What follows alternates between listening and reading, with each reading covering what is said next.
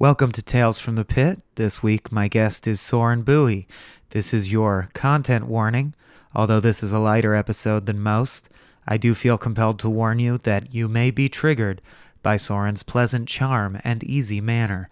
We don't discuss too much that's troubling, but I think you'll really enjoy it. It's certainly not as dark as most, as our topic is the fact that Soren himself has never been depressed in his whole life. So if you're ready to hear about that and get really jealous, let's start the show.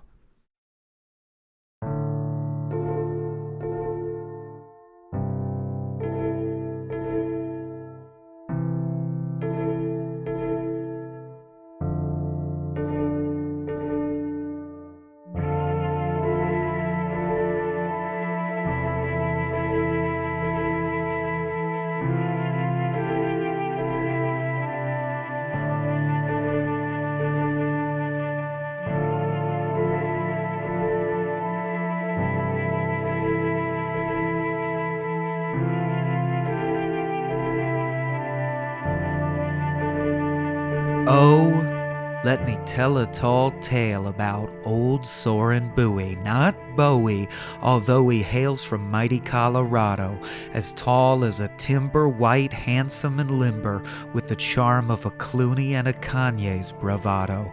The sun shone bright when he tramped into the forest, a land of desolation where the grief-stricken go, and he went slacklining from a big weeping willow, a whistling his way from those woods to Mexico. Well, he got to the waters of the Russian Rio Grande. He lent a helping hand to save a sad and drowning man. A grinning and a winning as he laid him on the sand, Soren did a standing backflip and surveyed the lonely land. Said the man he saved a sputterin', well, my name is Michael Swaim, and though I'm lost in the blue of your perfect Aryan eyes, I'm afraid you made this drowning into a future hanging, 'cause I came to this place to architect my own demise. Soren chuckled and he muttered and got into a good college, just as privileged and as happy as a beaver in a dam. And he said, why ever would you want to end the movie early? The world's a big and bright one, and he ate himself a ham. But he didn't gain a pound because he had a great metabolism, perfect teeth and vision, and he usually smelled nice. Michael said, well, mister, surely you've been followed by that blue shadow of a storm cloud that ain't no paradise. Surely there's been times when your smile don't come easy, when you realize you're balding and not just thinning out, when everything looks black and bleak as beavers in a dam, and you do almost anything to get yourself on out. Well, Soren thought a while his stock investments doubled and fended off job offers to give him time to mull. Then he did a standing backflip and he figured out the trouble, and as a ship came in with Bowie printed on the hull, he said, Swaim, you funny bumblefuck, I just can't see your reasoning. Not that sadness hasn't ever been a friend to me, but depression, that's another thing, and life's got too much seasoning to not do standing backflips with my flawless family. Then he left Swaim on the shore there to meet his smiling brood on the gangplank of the boat they didn't even know they'd won, in a lottery called genetic predisposition toward a stable, healthy, positive outlook, and they sailed into the sun. And I'd say, so fuck that guy, if he wasn't the nicest guy I've ever met. Isn't that the worst? When someone healthy, talented, strong, and handsome turns out to be nice? Seriously, fuck that guy. Oh, there, I guess I said it. Growth. Soren is, of course, a longtime friend and compatriot from my tenure at Cracked. We both started as bloggers there. He played Thelonious Bone in the series Agents of Cracked, and on a more personal note, I was present when, at his bachelor party, he dove into a pool so well that he split the front of his head open and went to the hospital without most of us realizing he was gone. I thought it fitting for this reunion that we include at least a few list-style articles throughout, for old time's sake. X things you may not have known about Soren Bowie. X, it's pronounced Bowie. X-1. He can do that flag move where you hang sideways from a light pole. X-2. Before transitioning to the Cracked team, Soren was an editor for Trails.com and an avid hiker, during which period he discovered native ruins in a cliff face that had never before been mapped. X-3. He has written a novel, which is excellent, and which you should bug him to release. X-4. His persona on Cracked was charming, smug, and aloof. In real life, he's more of an endearing child trapped in a man body, more so than AOC Mike ever was. X-5. Soren often hid rocks in various places in and around the elevators at the Cracked offices. No one knows why, himself included. X-6. Sometimes he even tailed people down the alleyway behind the 3rd Street Promenade to spy on them and figure out what they punched in on keypads to gain access to different locked doors at other buildings. X-6 another one. He's actually Joffrey from Game of Thrones in an alternate timeline where Joffrey grew up. See, that's a list. You have to crunch some of the numbers yourself. Here's another list. Famous people with depression.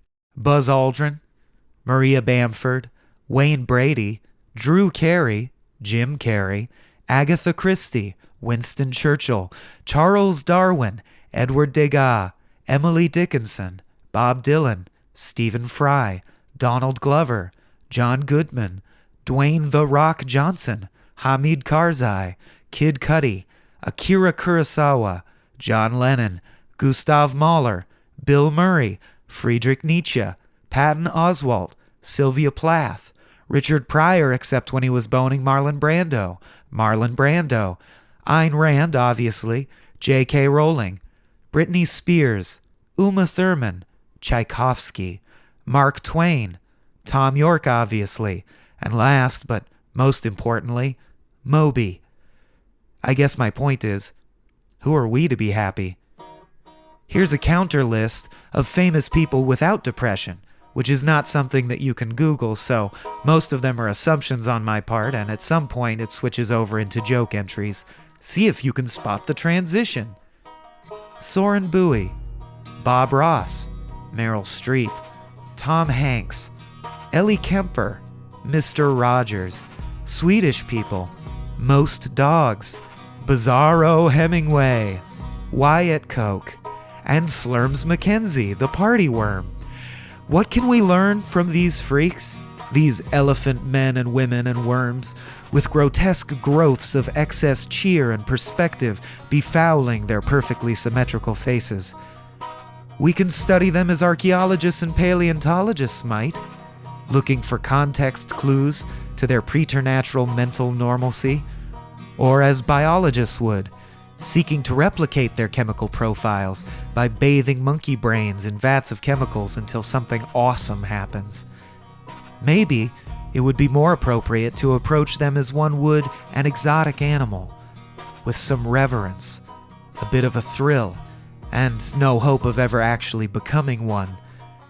Myself, I prefer to dig into happy people like Soren as one would scoop out a cross-section of landfill, with a chip on your shoulder, constantly muttering things like, "See, they ain't so great," and "What is this garbage?" Hey, how about another list? 8 things Soren was doing at key moments in my depressive career. Number 8. While I was getting in the car accident that would trigger my initial bout of major depressive disorder, Soren was reading Chuck Norris facts online and thinking, I can top that. Number 7. When I was ripping up my artwork and hitting myself in the head for the first time, Soren was discovering he had a natural affinity for the trampoline, betting women. Number 6.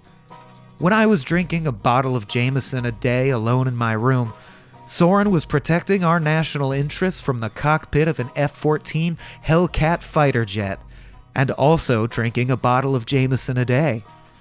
Number 5. When I was getting too in my head to write the rest of the entries on this list, Soren was standing in perfect tableau with his wife and son, cradled in the gentle light of morning. And number 1. While I was failing to write most of an 8-entry list, Soren was succeeding at writing an episode of American Dad that I'm sure will be stellar and probably not feature that stupid German fish too much. And if Soren's luck, work ethic, and our friendship all hold out, maybe I'll be repurposing some of these jokes for a career retrospective roast. And on that hypothetical day, after I've gotten in my jabs and snipes, I will of course be obliged by the format to tell Soren that he is an inspiration to me, someone who has been a great friend for a decade now, and someone I hope to know for the rest of my days, because Soren is someone worth knowing. Fortunately, this isn't a roast, but a roast within a monologue within a podcast, so fuck that guy. Seriously, screw Soren Bowie. This is no longer a joke. Fuck him in the head. Now please welcome my good friend Soren Bowie. I got in the American Dad writers room. Does edgier humor fly than flew at the Cracked writers room? No. Okay. No, I've had jokes die on the floor, like in such an embarrassing way. That's in every writer's room. Yeah, I mean, you can't. Learning the sensibility of the room was really hard for me because it's completely different comedic sensibility. Okay, so it is different. Right. You did have to readjust your comedic sensibility. Yeah, like my instincts were wrong. like I go in there firing, and I was like, oh, these are not planned. They're fully built for a long time by one template. We're rolling, by the way. This is fine. Yeah, that's fine. We're fully built. Your sensibilities are fully. Cracked is a specific voice. Yeah, absolutely. Yeah, but it wasn't general, like all comedy. But the sketches too. I mean, it was like we really rewarded cleverness a lot, and even if it was at the sake of we're pretty smug. But at the sake of like something sounding very real, we still were like, not clever's better. Like learning something is better. Some new information being disseminated is better than just like chasing a joke down some like tangential path. I think so, and even though there are many videos where on their surface that one's just a sketch, the sensibility bled in because you were working on the fact-based stuff all the time. So yeah, absolutely, it's just different. And here it's very different, and so they're not afraid to chase a joke, and I love it. Like there a lot of stuff that they do is very like nuanced Larry David-ish type stuff, like observations that they're coming. Like I can see your penis, like two CIA agents being like in the mornings when you come into the gym, I can see your penis through your sweatpants, and and it bothers me a little, and like that's like the whole thing. So it does feel edgier, but you're right. I'm saying that because it would have been dangerous in a cracked room to push something so formless. Someone would be like, yes. There could even be a ripple of laughter. Then it would die, and people would be like, "Okay, let's move." But what's your point, or how does that structurally fit into the concept? Well, there's all kinds of things you don't have to worry about here. That like titling, people will just come up with crazy titles for their because they're like, "Fuck it, who cares?" Or episode titling's fun. Yeah, and that was so dangerous for us. And with something like animation, you never have to worry about like, well, I want to take them to someplace brand new. We're gonna do like a dream world. Yeah. In Cracked, we'd be like, you can't do that. That's gonna be so expensive. About podcasting, we're recording this from deep under the ocean. In my 20,000 league. No, there's a dome, Soren. Oh, sorry. What is the giant squid on the outside of the dome? That is the sentient cyborg squid servant. Did I manifest that with my own mind? Yeah, the sphere is this coffee table we're recording on is actually the sphere from Sphere. So try not to think about anything. I'll just say that joke would have died on the floor at my new job. Much like my squid manservant is dying on the floor now. Oh man. Servant. So you are developing a sense. That's funny. You're like, that would die. You would have censored that joke in the room. Yeah, and like I tried early on, like there was some that was the other thing, is it Cracked, we really favor pop culture. Like if you can make some analog to pop culture, everyone's like, there's a good connection, that's good.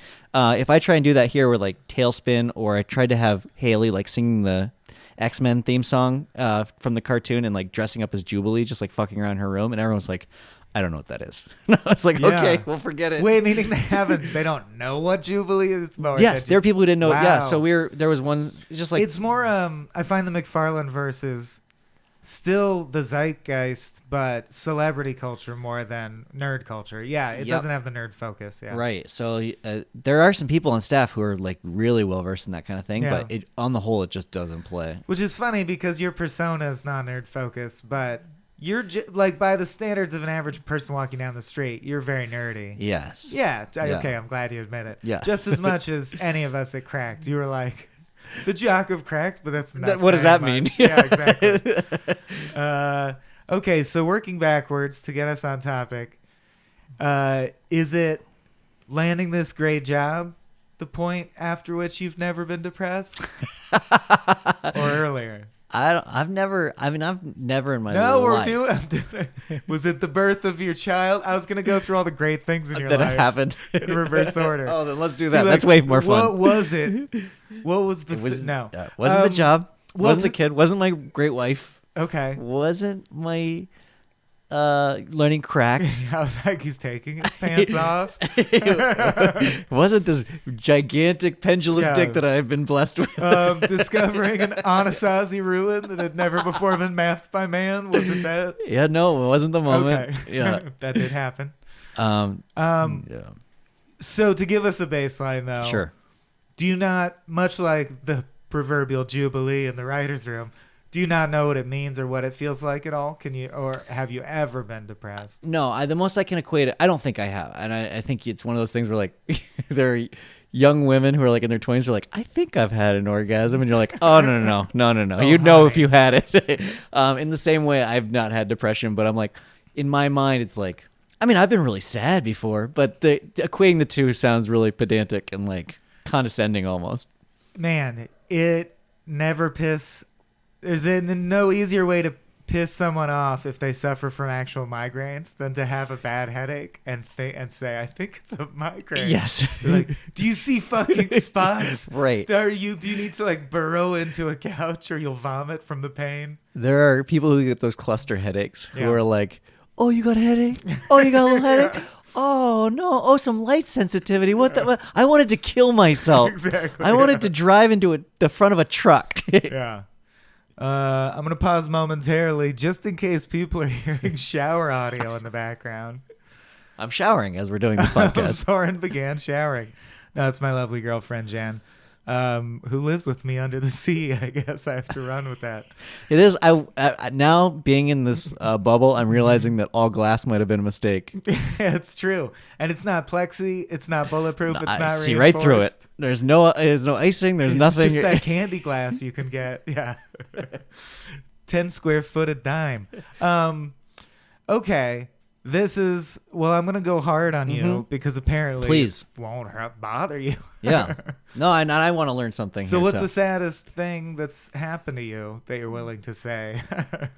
Because you must have experienced grief. Your life of course. is not perfect. Yeah, man. there are things that God happen, damn it. and when you realize that when you can, honestly, like big, profound, sad things have happened, but those take a while to take effect. It's really the things that you can like, or for me, it's that I can contextualize right away on like how this will negatively affect my life. Who's like suddenly I'm missing somebody from my life, or lived through death, or something like that. But the saddest I've been like most recently is all hypothetical. It's like thinking of situations in which my son isn't mine anymore. Oh, of course, classic. And you can really, it's very easy to get to like fall down a hole with that and just keep picturing ways of like that they die. I mean, in a relationship, it's natural for you in a very good relationship to be like, well, what are all the ways that this relationship could end? Like, that's just what your brain will do. It'll be like, okay, well, they could leave me. They could cheat on me. Like, all these things you worry about. Killer breaks in at night.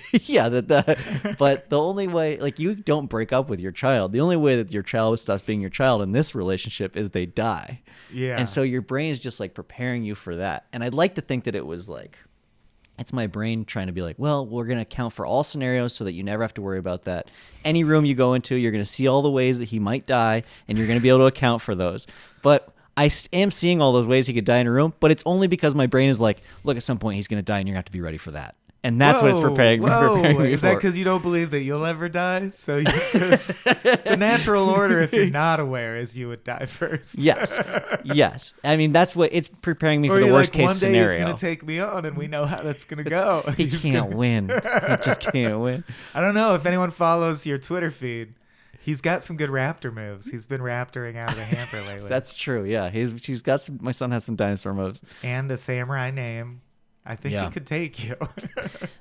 He, by name, it should suggest that at some point he will lose his sensei. Yeah, I don't want to blow up his spot, but his name is Hiroki Shirazawa. A little appropriative, I thought, but you ran with it. I really like him. Yeah. Oni of my wife's loins, I believe, is how you refer to him.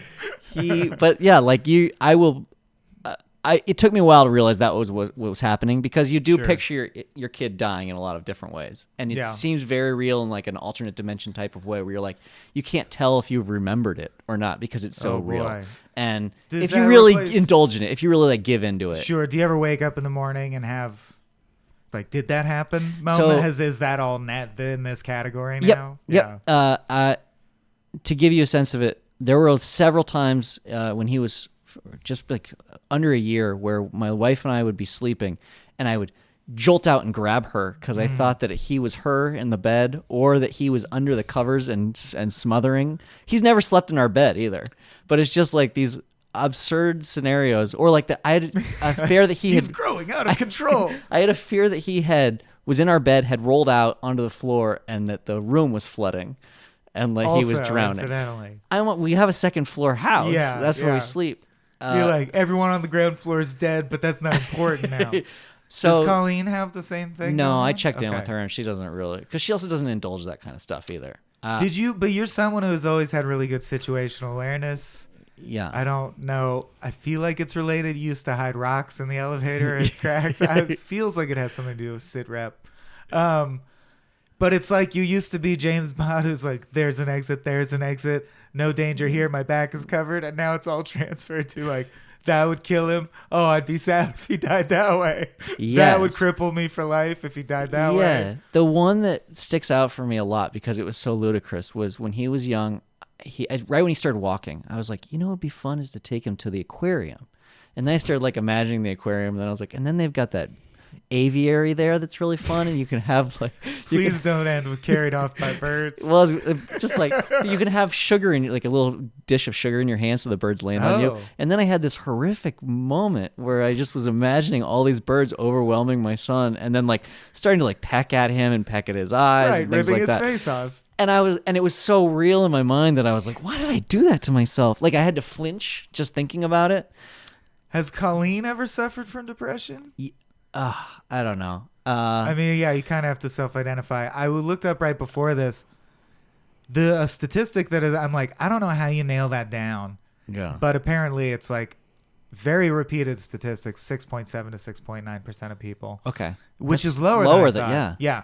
And that's each year. So, you know what I mean? Yeah. Any given year. So it could shift around. I don't know how to do the math quickly where it's like how many people ever. But I wonder if because you don't experience depression, you're more free to like fancifully take a tour of Nightmare Town. I think that's what it is. Honestly, like, and I don't know. There's going to be a lot of times in this podcast for people who do have depression that I'm going to sound wildly condescending, but I think that that's what it is. Like I will, if I have really sad or, deeply sad dreams, and I have very real dreams, then I do feel really comfortable in just like indulging that the next day and being like, what does that mean? Yeah. Oh, that was so weird. Oh, and then this part, that was very interesting. And I don't get so mired in it that it's overwhelming. It's just like glancing at it from the top and being like, interesting. Do you like extremes of media? Like before you had to worry about the kid? Mm-hmm. Did you have that phase in college where you watched like, what's the most fucked up horror movie you can find? Yeah, of course. And I would, yeah. And you're in one. But I didn't know if that was by choice. Yeah, I was in a movie called Are You Scared? That's maybe one of the worst horror movies in existence. And there are some bad ones. Quite a crown to try and claim, yeah. Watch it. You've seen it. I've seen it. So people should watch it. Where can you find it these days? Do you know? Is it Netflixable? I can't remember. Okay. It was for a long time. Are You Scared? Are You Scared? Generic title. So it was a Saw ripoff, yeah. Oh, yeah. It's all traps and puzzles. But, so yeah, she's much more, my wife is much more prone to like deep sadnesses that last longer than I am. And I don't know what to do in those scenarios either. But I don't know if she's ever been depressed or if she's. Well, we'll have her on next. Yeah. When you do experience something objectively like, well, that was very bad that happened. Mm-hmm. do you have, what does it feel like? How long does it last? Sure. Do you do things to try and alleviate it more quickly? Yeah. So like my dad has multiple sclerosis. Oh, okay. And that diagnosis early on it was hard for me to contextualize. And then as it went on, like he'd do things like fall into the grill while he's grilling or something like that. And that kind of thing it felt indicative of something much bigger that I had to worry about. And then there was like some sadness with that. Like, okay, well, how do we deal with this? What is he going through? Like trying to figure out all of the parts of life that this would influence and affect. And that lasts for like 2 hours at a time. Oh, God damn it. And then I move on to something else. I can compartmentalize it and move on to something else for a little while. And it doesn't come back up on you? It can. I mean, obviously anything like that will sneak up on you, but it does not for very long. And it's also, if I'm in the company of other people, I could just put it away. You're one of our only friends I've never seen lose his cool, because we've been sleep deprived together. We've been on the road together in all various combinations.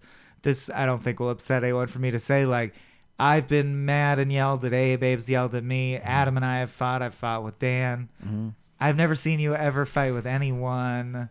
Have you ever blown up, lost your cool, either panic, sadness, or anger? Do you yell? Yeah. Yeah, mostly and this is sort of sad, it's with my loved ones. Sure. I'm more comfortable losing my cool with them. And so I have a much shorter fuse with my wife or my mom or people in my life that I'm very close to than anybody else. Anybody else I'll allow tremendous leniency until I'm alone, and then I think negatively of them. Gotcha. But you have this powerful ability to imagine all the ways they could die. Yes, I do. I remember as a kid, I had an older brother who, when I would get really mad, I'd do things like, you just want to explode. Like when you're young, you don't know how to deal with any of it yet. And so I would do this thing called Raging Bull. Looking back on it, was like, I just pretend to be a bull all of a sudden, and like I'm gonna charge him, and I'm just gonna go crazy. I'm just gonna go nuts, and like that was a way to have all of this anger and frustration manifest itself into something physiological. And he used to make so much fun of me, and I realized while I was doing it how humiliating and silly it was. And I remember thinking in my mind, like, it's so humiliating to be angry or to lose your cool in front of people. I never want to do it again. I just, over time, learning to tamp that down until it becomes a tumor at some point later on. Okay. So it will come back up on you. Maybe, perhaps, who knows? Because that's so funny. I had a similar tactic, but it betrays my personality being different. I had robot brain, where I would mime flipping a switch on the side of my head, and then like reboot, and I see everything in green text in my mind. And robots don't get upset about anything, but it's just like forcing yourself to not address things. That's fascinating. Yeah, robot brain. Oh, I also thought it made me good at basketball. When we played horse around the world, I'd turn on robot brain to cheat. I do remember. I felt guilty about cheating by using my robot brain. I say that I've never dealt with depression, and I still believe that I have not. But there were times early, like in high school, where just about every night I got very, very sad or like cry while I was going to sleep, because I'd think about things like it's such a big time to change in your life, where you're like, you still like your parents a lot and you want to be as close to them as you've always been, but you're becoming an adult and it doesn't feel right anymore. Hormones. Yeah. And you don't feel like your body's right, or you feel like things are weird all the time, or that maybe you're not quite right and everybody's developing towards some like other platonic ideal, and you're developing in a different direction. And shit's gonna change a lot soon. You have to like move out and see what and you can't life is articulate like. Necessarily all of that, but it's all happening, and you don't even know why you're treating your parents the way you do, or the people that you love. Like you're getting more mad at them, or like you're distancing yourself from them emotionally, and you can't control it necessarily. Like that's your parents think you hate them when you're a teenager. Because you're just sort of trying to emotionally distance yourself from them. And that was all, just seeing that happen and having no control over it was very sad to me when I was that age. And I would do a thing, I guess not when I was in high school, but like middle school, I did a thing where when things were getting really bad, I would look in the mirror really hard, and then I would trade places with my reflection for a little while, because the world was just a little bit different. Oh. And I could go back and forth, and it was a real conundrum when when I lost which world I belonged to. But I do remember like staring into the mirror and having a thing where I could look into one eye for a very long time and then blink.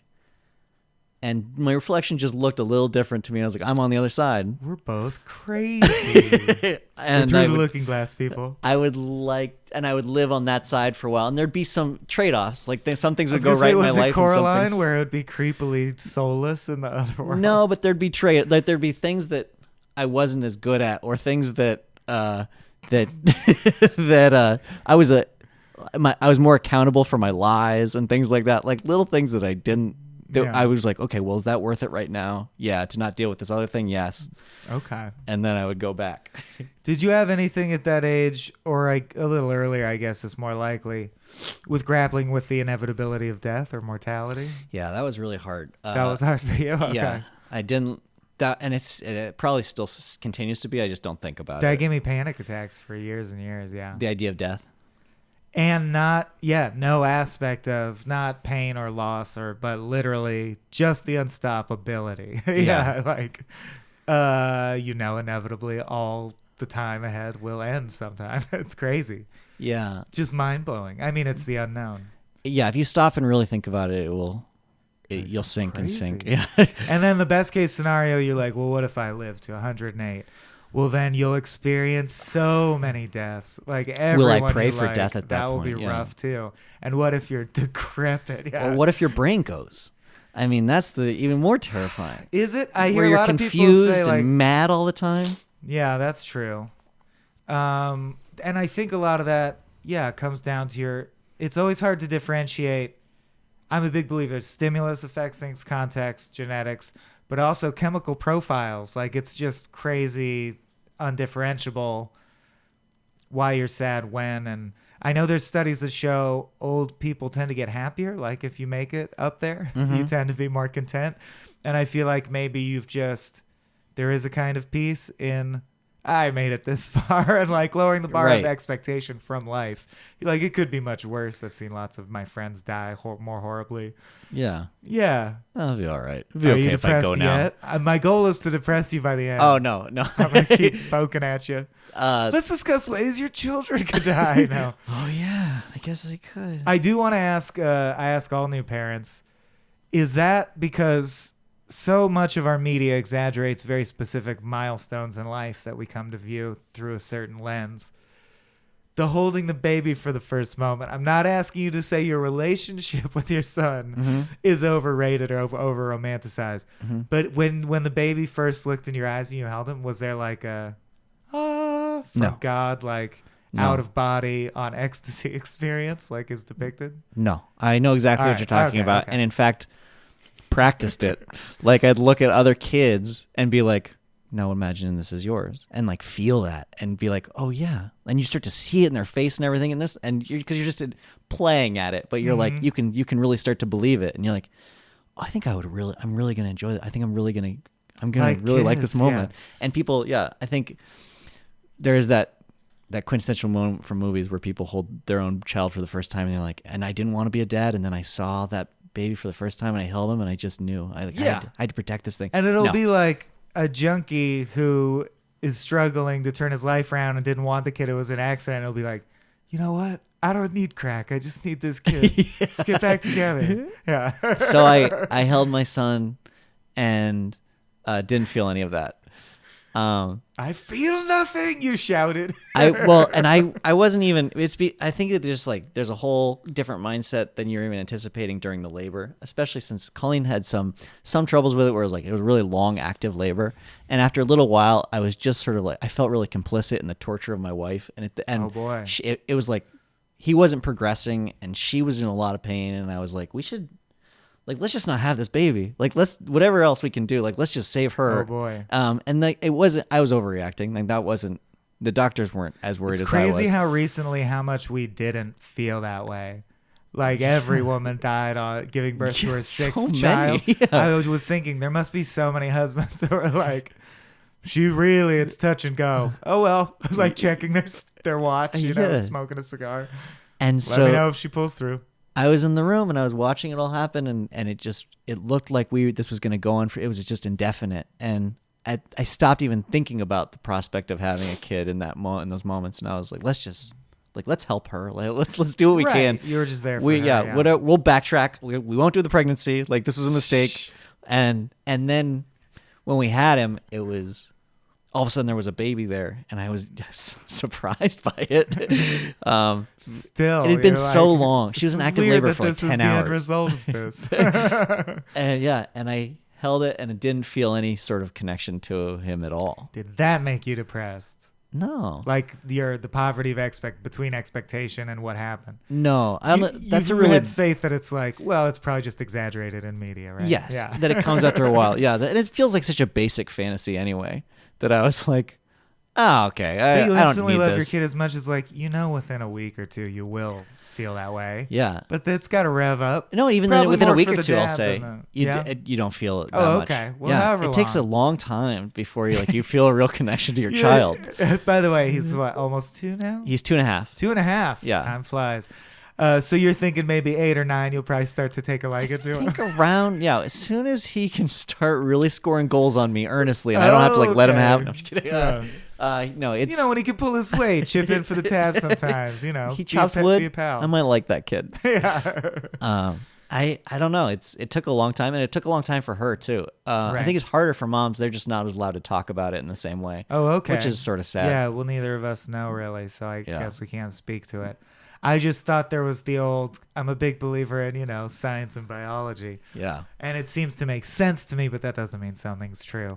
That old thing that because the mom goes through the pain, which is true of like boot camp, people who have had, kidnapping experiences, Mm-hmm. not to compare pregnancy to this, but like the intense trauma of the experience is supposed to make her kind of have that feeling more than the dad does. Yes. I don't, but I certainly for my wife, I don't think she felt it right away. And now she'll talk about it more candidly than she did then. But right. And postpartum depression, of course, was something that would be like back in the day. So you're not allowed to say that it's true. Yeah, they're just like the child's being raised by a governess. Yeah, if we don't talk about it, it can't hurt us. It's like Freddy Krueger. Like, don't acknowledge it, and it just goes away. Yeah. What else did I want to ask? Oh, back to the chemical profiles. Yeah. So anyone in your family, immediate depression. family with depression? Not immediate. I think that I had grandparents with some depression. And then I remember being on the couch once with my mom. It was like we were watching some show and suicide came up in it. And just candidly, I was like, hey, have you ever considered suicide? When I was probably 13, I asked her that. And she goes, yeah, of course. And I was like, whoa, really? And she was like, yeah, but I mean, only since I've had you and your brother. And she put that distinction on it. You took it the wrong way. That she put that distinction on it. I was like, what? Ouch. It's like, I mean, since you came into existence, constantly. But yeah, I think that's just one of those fantasy things like you were talking about. That's probably what she meant. Is like, now that the stakes are even higher, I imagine obliterating myself and how bad that would be, because you imagine the worst possible outcomes. No? Yeah, you do. But I think people who don't have depression still occasionally even think about, well, if I was to kill myself, how would I do it? Or like maybe like they fantasize about the possibility of like a no ties suicide, and I don't. I've never even thought about it. It's never felt like a good solution. There's a difference between the curiosity of a taboo experience entering your head and running through the scenario, right, and actually having a suicidal tendency, obviously. And we're going to do an episode, I think, on suicidality itself. But so she just meant you're bad sons. You were bad sons. I don't know what she meant. I didn't cry. I'm just seeing that scene in the movie where one of the brothers is being lowered into an early grave, and the mom saying, "It should have been me instead of him." Like, don't you mean me? No, I just want out, man. I need out of this. That was my ticket. No, I think she meant it felt like she felt so overwhelmed and stressed that this felt like the best way out. But I didn't pry, and I didn't ask anymore, apparently it stuck with me. Yeah. I do think there's always a hard limit on it to me if you're a very empathetic person, because you can't contemplate it without realizing that it's also an aggressive decision. It's not just hurts you, it hurts many people around you, and the economy, most importantly. But I think my grandparents suffered with it a little bit, but it's never been we've never talked about it in our family. We never do anything about it. Maybe just not talking about it is a thing, because the other thing is, in American culture, and hand in hand with the opioid epidemic, is this belief that no pain is acceptable, or that we deserve, there should never be pain. And that's because, one of the ways they're trying to tackle the roots of the opioid epidemic is, why do people want it so bad? And a lot of it is our culture's created this thing where you'll get out of the treatment at the hospital, have what used to be a 2 on the 10 scale, and call it a 6 just because we're all soft now. Yeah. And I think there's something like that with your emotional state as well. Here's the point I'm dancing around. Yeah. My dad has also never been depressed, and also never lost his cool in public, has blown up and yelled, but only at his children. Yeah. And that's me. And that not often, a couple times when we really were being assholes. But otherwise, you could be like, oh, the stock market fell over and killed your family. And he'd be like, oh boy, we'll have to figure that out. Yeah. Does anyone want to chat about that? And then my mom's very, very prone to depression. And I feel like I got exact 50-50, mutant ability halfway in between. So I guess I'm just a big believer in that. And I wonder if you were born to never be depressed. I don't know. I can't even make speculations about it without it. Exactly. But have you ever speculated? Have you ever seen depressed people? And when I say depression, for clarity, because you're not going to bring the information on that, I guess. Yeah. It is certainly sadness, but people tend to often describe it overlaid with numbness, detachment. The reason suicidality is a problem when it overlaps is it is hard to imagine the future or consequences, or because you feel that it's a delusionary state for many people where you're like, well, if I killed myself, everyone would be happy. Or if not outright happy, they'd be sad for a few days, but really they'd be better off, and they'd realize that in the fullness of time. If you see that around you, what's your reality? Do you just think those people are crazy? How do you deal with that? Have you ever had someone in your life who was depressed for a long period of time? Yes. That you wanted to uplift? No. What do you do? You just don't intervene? Yeah. There have been people in my life who I know who have been depressed, and in those circumstances, maybe it was also because I was younger. It was high school age. I would divorce myself from them because I didn't understand what was going on, and was like, well, I don't want to be sucked down into this. Right. Okay. Got it. And there's way more fun. There's all these great, better things going on around me. Hey, look at all these other people that are so much more fun to hang out with, and not realizing that what I was doing was super harmful to them. But I mean, on the other hand, well, it's like foreign intervention when there's a genocide, right? I don't know. Is it if it's your best friend and you abandon them in their moment of need? Yes. But someone who's I got to be honest, bro, I don't even know what you're talking about. You might not even be the best person to help them through that anyway. I think that when I was in high school, I had a girlfriend who suffered from some depression. And I remember in the moments where she was dealing with the worst moments of sadness, where I was like, I don't think other people are dealing with this. I would rather hang out with those other people as opposed to being like, we should get her help or anything like that. It was right. She's this is awful. This is so sad. I don't want to have to think about this. Yeah. And just averting my eyes to it. It's like homelessness. Yeah. I don't know. Do you ever compartmentalize too much? Has that ever been a source? Is that a weird question? No, I think that's valid. Yeah, definitely. There are things that are, and I do, if it's something that I'm thinking about at night, mulling it over in my head and I can't get rid of it and it's just on a loop, I visually picture myself putting it in a manila envelope and sticking it in a fucking cubby. Wow.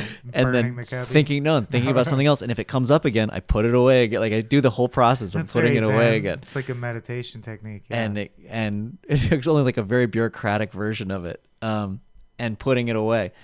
And yeah, I think that's bitten me in the ass a few times probably, where I just haven't dealt with things. And then that is when I'll have a short temper with my wife over something that does not deserve it. And then I have to reevaluate what actually brought that up. Why was I like that? Why was I so mean to her? I'll do that with Jen, and where I compartmentalize to a fault is if something technically has reached resolution, I am able to compartmentalize it instantaneously. Oh. So we'll be raising our voices for 15 minutes, things getting out of control, arguing, like you said, for example, about something that doesn't matter. Get to the normal point you always get to, where you're like, I didn't mean that. I love you. Sorry, you just pissed me off. Who gives a fuck if Michael Scott was better than a hypothetical version where Will Ferrell continued as the boss of the office. And then we're like, okay, agree to disagree? Okay. And I'm like, so you want to like have sex or eat dinner or something? And she's like, no, I need time. Yeah, I need to I'm emotionally recalibrate. Like, but you said I was forgiven. It's over now. Yeah. I'm like the people who's like, Emancipation Proclamation happened. Let's just move on. There's no scarring or repercussions. I think, it's probably the same situation. I definitely have watched really sad movies with my wife when she was my girlfriend then and been like, so you want to fool around? Like afterwards. Yeah. And she's like, no. You made out during Schindler's List? Yeah, I need to reevaluate some things. Like, I need to think about that whole movie. I need to, I'm dealing with some emotional things from it. You're like, yeah, and Police Academy's good. I can be very moved by something and then immediately just put it away. Okay, so that leads me to a great question that I didn't anticipate. I have this pet theory that there's a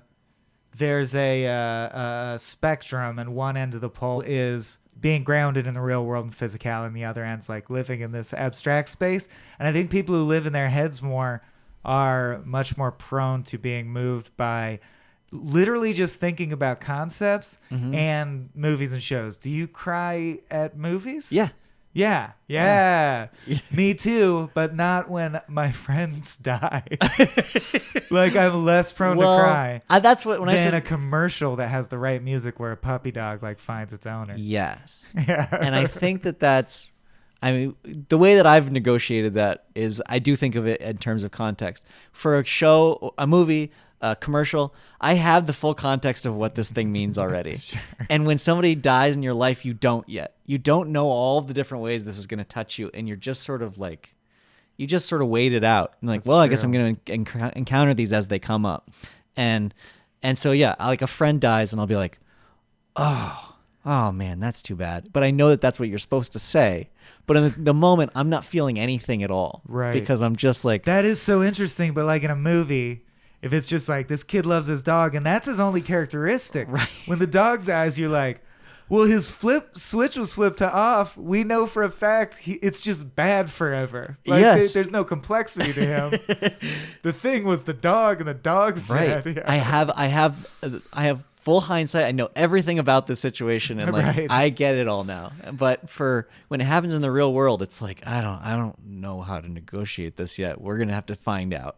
And then I'll be sad. It's also I'm private in my emotions for those reasons as a kid where I was teased for it if I felt anything. In the family? No, it's my brother and like other kids at school and stuff. They're all pretty they could be pretty vicious. Like you're all very mentally stable, so if someone did have like an outburst, they're like, "Hey, we're mentally stable. We have to mock you." That's back exactly in the line. what they would say. Yeah. But I do. I think maybe my dad too. They were like, if you were too emotional about something, they were like, "What are you doing?" And like really like step back and look at how silly you're being. And I would be like, "Yeah, I am being silly," and then I would shut down. Yeah. Oh, that's a shame. Or maybe my depression is fostered and like bigger and longer running than it has to be because I was treated sensitively. Who knows? I mean, how this works. I really encourage my son to feel things. Okay, good. That's more of our cultural speed these days. Yeah, there are things occasionally where he will make a big deal about something, and I'm like gonna call his bluff on him. Like, you're not really sad about this. So maybe I'll fall into the same trappings as my family has always been of like shaming people out of their emotions. But for the most part, I can at least understand why he's upset, and I can sympathize with that and come to his aid and be like, I know, bro. Yeah. I know. Like, we gotta cry sometimes. Okay, yeah, good for you. Even if you're just phoning it in, or because that's the thing I meant earlier is like, my dad would not mock his children when they were emotional, but try to come to our aid, and it was so painfully obvious, even from a young age, that he didn't have the capacity or the same wavelength. Yeah, we'd be like, "I'm just bad and it's always bad, and no one will ever like me because I'm the worst. And he'd be like, well, man, that's rough, son. You know, I love you. You want to go to the swap meet? The $10 sunglasses guy is there. You want some sunglasses? There's a cat in your bubble here, Michael. Under the sea, you brought your cat. Was this your vanity item?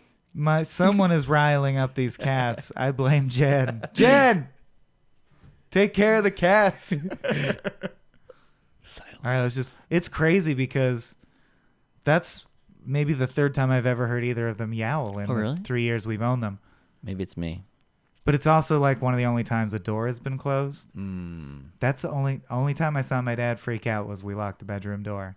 Oh, and he lost it. You know, So they he was hate scared. that. Yeah, he kicked it down. Yeah. Yeah. We were like giggling and laughing. Kicked the door off the hinges. We were like, shit. Yeah. Damn. My dad would lose his temper a lot when I was young, but not in a way where he was physical or anything like that, but just he would yell and get really upset about things. And he'd be short with, even if you're trying to get help with your homework and you weren't understanding the concept, he'd get really frustrated early because he's very smart too. Yeah. Like a really bright guy. And when you weren't getting it, he was just like, what the fuck? You're not even trying. Because that's what it felt like to him, was like, it's so easy. Yeah, you It's gotta so- watch that. That's tough if And- you're smart. Yeah, and so in the same way with like when you fall out of line socially, where you're like out at a restaurant or you're doing something and you've got some sort of faux pas when you're a kid because you don't always remember the rules even though you know them. He'd be so mad because he'd be like, you know the fucking rules. What are you doing? Yeah. And so he was pretty short, and I think that I can see that happening with me too. Like I can feel it. I can't. Oh really? I need to live with you for some like the time and observe you. I'm a lot. Report back to the audience. I will say that as I've gotten older, I've gotten more prone to anger, but only with people who are very close to But me. not sadness. No, I'd Or say I've even- gotten further from Okay. sadness. I think that there was my peak sadness was junior high and beginning of high school. In And then it went many away. ways, you're so average, or like to So me, basic, yeah. That makes sense. That's the story I was told I would have. Yeah. Is like, look, you'll get a little angsty in your teen years. You'll hate your parents. Make up with them in your 20s, and then it'll even out. Like, my ride has just been woo, like a wild spinning of the dial of like very unique to me and unlike like. And I think a lot of people experience it's like it's a milestone in and of itself to go, man, what bullshit is this Hallmark life story we were told that would happen to us, man? Yeah. And now here we are in Vietnam doing dope. And you're like, no, that basically happened to me. Like I'm what like, was promised happened. Yeah. No, I think I'm gonna get that outfit over there that's on that mannequin because I look just like it. You're like, fuck parents, right? Well, yeah, I thought that when I was 17. Now I'm 19, so now. Yeah. So you probably have maybe covered this on your show before, but do you know when, like, I imagine when you're in it, it feels like you're in a prism where nothing feels very real and you can't totally tell that you're depressed. Like, how did you come to the realization that you were? That's by far the hardest, most dangerous part is to this day, outside people have to tell me. I'm getting better. I'll sometimes notice, although I haven't been depressed since I quit crack, and I'm not trying to talk shit on crack. Yeah. But for me, it had a lot to do with it. But in my most recent spells of depression going back, the main danger is, and people would argue with me. People would have, it's like a cartoon argument where you say, don't let me out no matter how much I scream. And then there's a raccoon in there, you know? It's that classic scene every time. Where, and this is literally word for word and true, where Jen's like, look, you're flipping out, you're crying, I just said what's wrong, you said nothing, you called yourself a piece of shit, you literally told me last time, no matter what I say or do, just keep reminding me that you're in like a delusional state and life will get better again. And I'm like, that Michael was a fool. The wool has fallen from my eyes. I'm not depressed. I just see the truth that I lack value and the world is pointless. Yeah. And she's like, do whatever you goddamn do when you're depressed. And I'm like, I would do my self-soothing things or take my medication if I were depressed. But this is not depression. I see now the world as it really is. And it's like every goddamn time that happens, That's crazy you say that, because like when I thought about a deep lingering sadness that ended in suicide as a kid, the fear to me was, oh, it's the people who see the world. They discover something new, because it was people like Hemingway that I knew, or Virginia Woolf, who like walks into a river with stones in her pockets. It has an addictive way of making you think you're smart. You're smart. But people I respected, people who I was like, their eyes are clear, like they see the world for what it is, and they didn't like it, and they left. And when I'm depressed, and people are like, "You're just being depressed," and I'm like, "No, life is only shit." And they're like, "There's good parts too." I'm like, "You naive, simple idiot." Yeah, it's like, it makes you feel clever. Yeah. That you can't derive joy from life. Yeah. Oh, that's rough, man. Because that's a spiral. Then you can't get out of that. That's definitely one of the main messages of this show, and I think why this show deserves to exist and isn't just peering at car wrecks on the freeway, is to get the message out and get conversation out and destigmatize talking about it with your friends and loved ones, because it often needs an external source, which is not to blame you in high school for not interceding with your girlfriend. Right. But what happened? Is she alive? Yeah, she's got kids. Great, she got married and stuff like that. Good. And she was somebody who, I don't. It's so awful. I mean, your kids are bad. Kids are just bad news in general. And I was bad when I was in high school. And basically, there was a girl that I was dating who I didn't really feel a lot of things for, but I was ready to practice an emotional relationship with somebody, and like trying out things basically. That's and, like, something I have done. I think making somebody fall in love with you, or like seeing if you could. And or, then well, what is your first relationship going to be if not acting like what you think it's supposed to be? I don't know anyone that immediately was like, even if they married and it worked out with their first person, they weren't like date one. We had this advanced level of mature processing and everything was in perspective. But I do think of the quintessential high school relationship of people feeling love for the first time and being so earnest about it at every turn and thinking that this is the world. And I did never think that. I did never, in the relationships that I had, it was like, oh no, I know this isn't love in my private heart. But outwardly, I was like, and now I write her a poem, or like now I do these things and I'm going to see what works here. And like, I'm going to listen to the things that she says and the things that she's afraid of, and like, negotiate that with her. And just like practicing at an emotional relationship in a way that was really dishonest. Yeah. Okay. All right. And you knew at the time? Yes. That's interesting, because I feel like that resonates really hard for me. I did the exact same thing, but, and this is common with me, don't want to take on any guilt or feeling that I am being cruel. Like cruelty is abhorrent to me in my own mind. So I did it so hard I also believed that it was real. Does that make sense? Yeah, it does. Yeah. Where like you just don't check in on that part too hard. I because picked if a you girl really examine at it, random, pursued her as hard as I could. Yeah. Until I was in a long-term relationship with her that I thought I enjoyed, and was like, yeah. What, I never even thought about whether I like this person or we have anything in common or not. I just went for the goal. I was eyes on the prize. That's very similar to what I had done. But you were able to step back and be like, no, I am the manipulator.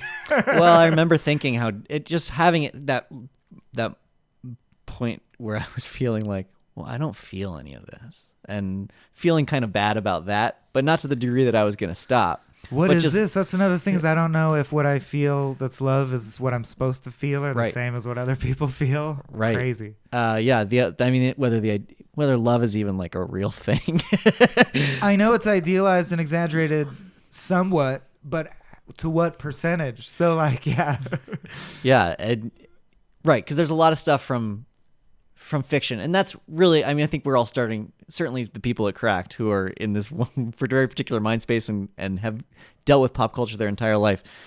We thought everything, I had expectations for everything based on things that I had seen, and to the point where when something big happens in my life, big and emotional, I don't have an earnest feeling about it.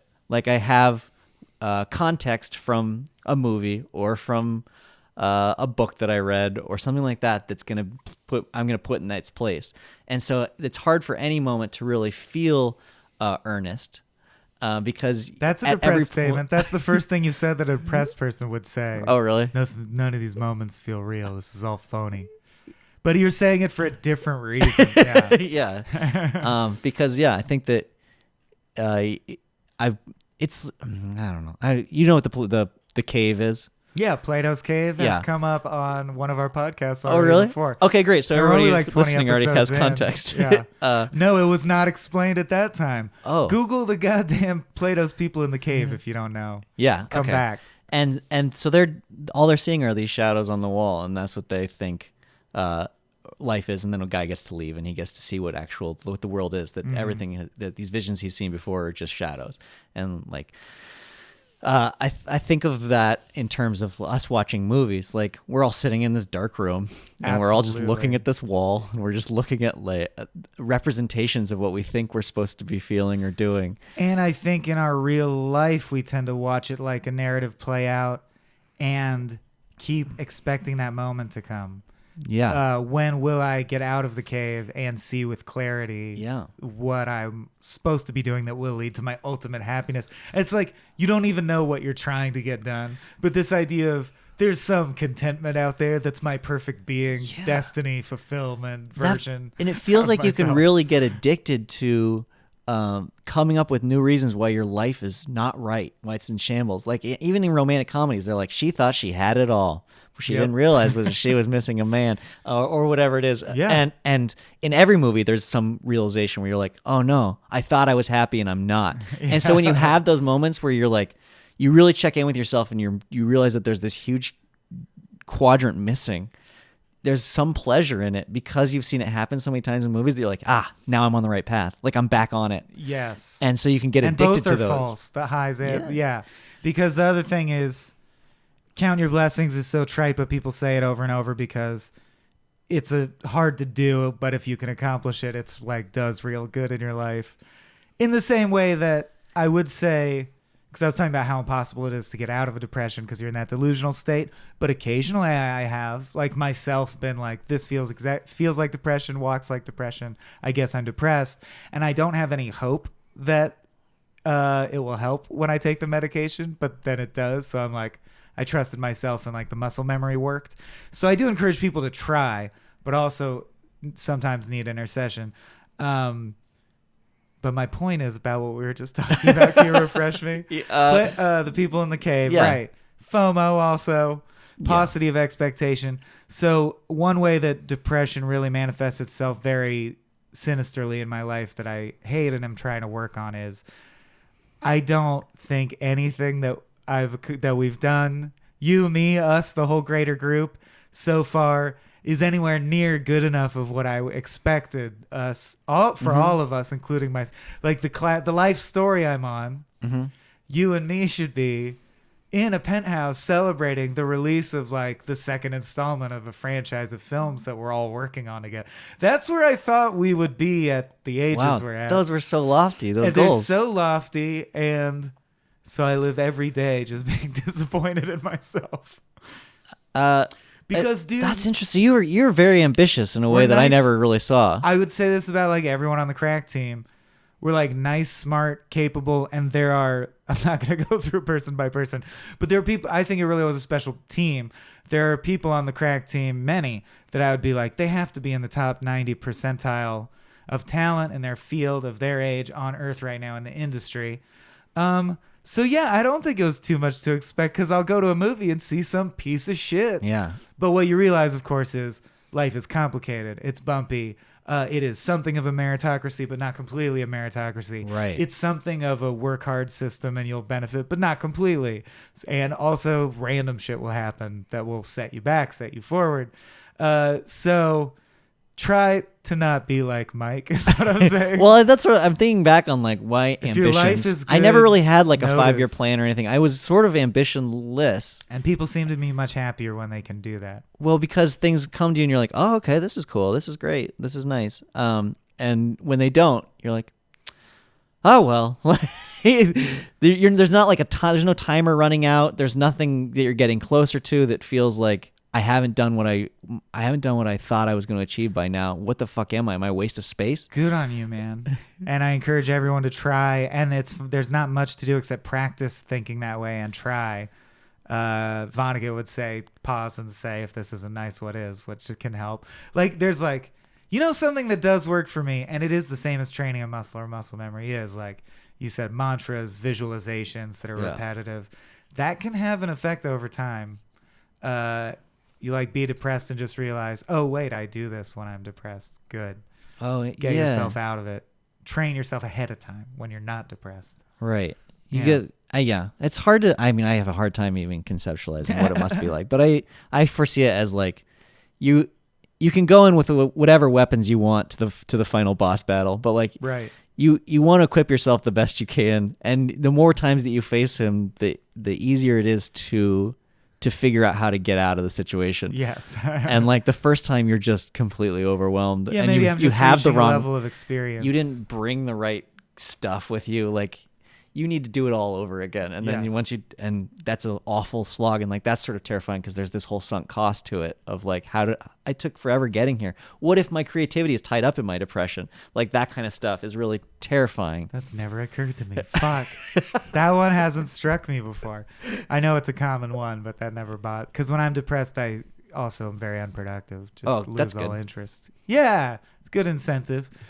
Yeah. But as far as like counting your blessings, thanks for being here. Yeah, my That pleasure. triggers This was the, fun. like light that we have 5 minutes left. This was wrap-up phase. this was good. This is maybe the most honest I've been on a Hooray. podcast ever. Just on a podcast. No. These are the only qualifying. times where like the real me is out You're there. like, Colleen's really got to hear this. There's going to be a lot of surprises. I'm like, there weren't any bombshells in here. No, in videos and stuff where She there's a doesn't- personality, yeah. panels where there's a personality. Here we can actually be, hey, it's me, Soren. Yeah, and that's the obvious upside of leaving Cracked and starting a thing that is zero budget. Zero budget sucks, but very lucky to be coinciding with the rise of podcasting because it's basically zero budget.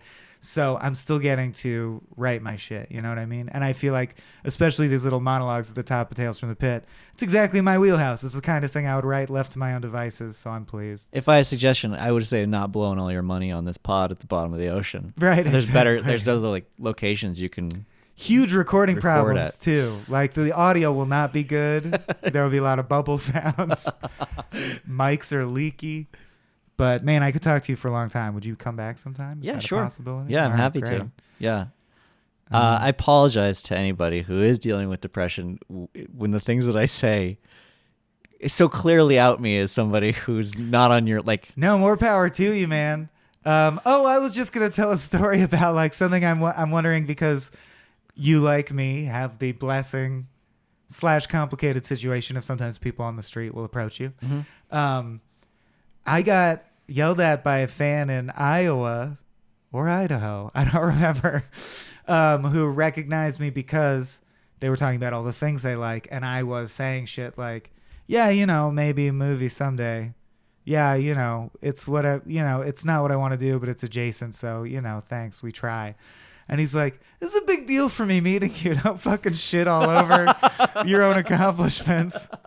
It's like, he said this. I would not compare myself to Bill Murray. It's like meeting Bill Murray and he just shits on Ghostbusters. I'm like, that sounds like something Bill Murray I would think do. he would do that. He'd be like, I coasted through that movie. Right, exactly. And it's like, have you not coasted through any movie? But Yeah.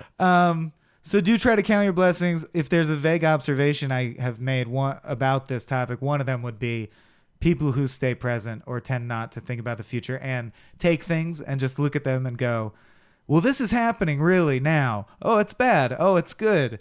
It's a good way to stave off depression. I should actually do more of that. I should really acknowledge when could. things are Yeah. good or bad in my life. Instead, I do ignore them and like to the point where it's like, well, maybe if I ignore it forever, I never have to deal with it.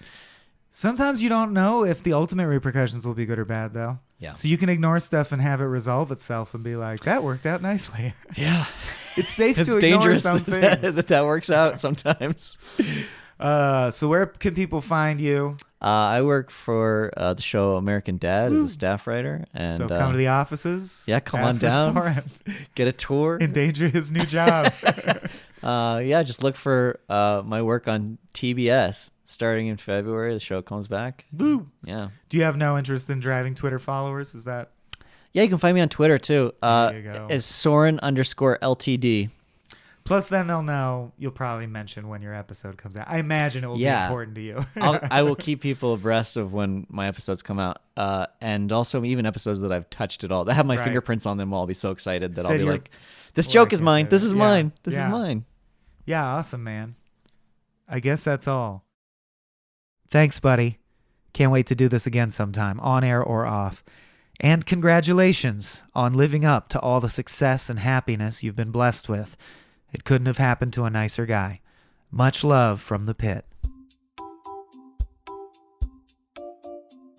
This has been a Small Beans endeavor. We're a bunch of pals who make podcasts, sketches, music, web series, and movies. The Beans always have new ideas percolating, so make sure to check us out at patreon.com/smallbeans. That's patreon.com/smallbeans, where you can browse all of our current and past content, see what we've got planned in the future, and learn how your support can help the small beans grow into huge, giant monster beans. If you enjoyed this content module, please like, rate, subscribe, or tell a friend about us. We love you.